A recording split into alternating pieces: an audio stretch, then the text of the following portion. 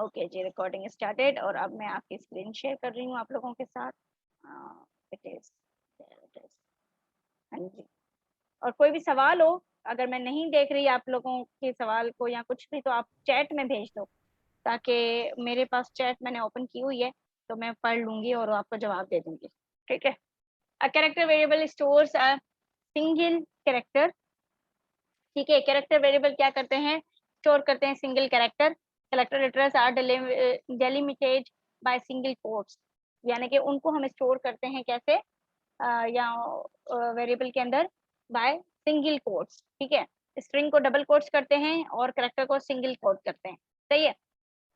Example declaration, character की एक example है to how to declare it.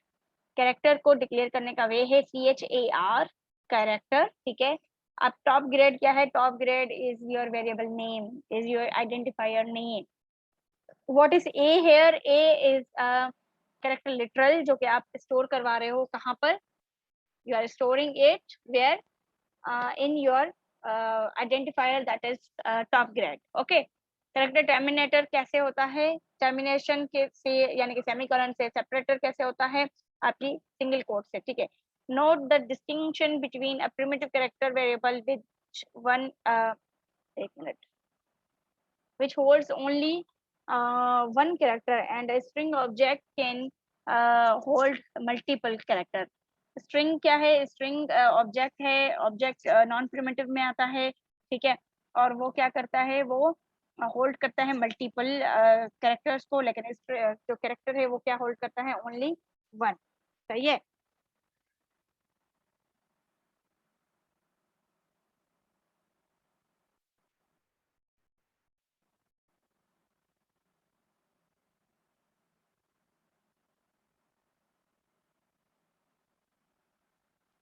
Okay ji.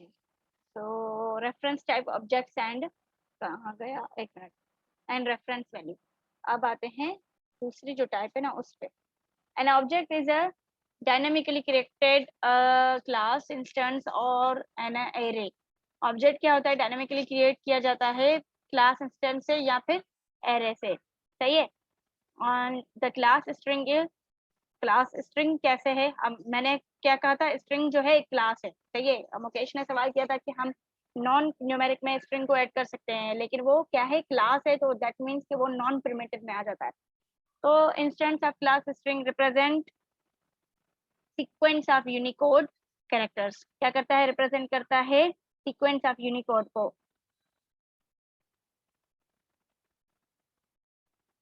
Okay. a string object has a constant unchanged value, string literals are reference to instance of a class string। के string क्या है, string में आप sequence of Unicode store करवा सकते हो, और वो क्या है कि अनचेंज्ड वेरिएबल वैल्यूज। ठीक है। अब आते हैं आइडेंटिटी कन्वर्जन्स। कन्वर्जन्स हो कैसे रहे हैं, बेसिकली हमने आज का जो लेक्चर है हमारा बेसिकली वो है type casting and convergence and data types and variable पे। ठीक है। Conversion from a type two that same type is permitted for any type, मतलब कि एक आपका वेरिएबल है, वो है आपका किसका, इंटीजर का। ठीक है। तो इंटीजर में वैल्यू भी डेफिनेटली इंटीजर टाइप की ही आएगी। तो integer to long is permitted, यानी कि वो कन्वर्ट हो सकता है। क्यों, क्योंकि लॉन्ग के अंदर भी सेम ही वैल्यू आएगी, लेकिन उसकी सिर्फ साइज ज्यादा है किससे, इंटीजर से। सही है। तो वाइडनिंग प्रिमिटिव कन्वर्जेंस क्या है, the following conversions on primitive types are called the widening primitive conversions, that is do not lose in laws information. यानी कि जो स्मॉलर डेटा टाइप्स हैं, जिनकी साइज स्मॉलर है, उनसे बिगर डेटा टाइप की साइज में कन्वर्ट करना is known as a widening primitive conversion, जिनमें आपके डेटा की लॉस नहीं होती। अब ये एग्जांपल आप ऐसे लें कि बेटा आपके पास जो है दो कंटेनर है, एक बड़ा कंटेनर है, एक छोटा कंटेनर है।